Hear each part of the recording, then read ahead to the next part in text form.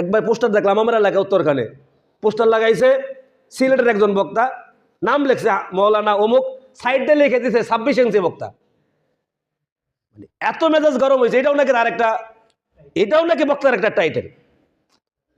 মানে সাইডে লিখে দিছে কি কয় ইঞ্চি বক্তা, 26 ইঞ্চি বক্তা। আরে 26 ইঞ্চি বক্তা, এটা আবার বক্তার বৈশিষ্ট্য হয় কেমনে? প্রচারণ আপনারাও যাবেন, আরে বাবারে বক্তা আসতেছে কয় ইঞ্চি, 26 ইঞ্চি। আরে এটা তো তার রোগ, 26 ইঞ্চি যেটা সেটা তার কি রোগ? আমরা বলবো আল্লাহ তাকে যেমনি সৃষ্টি করেছেন আলহামদুলিল্লাহ, কোনো অসুবিধা নাই।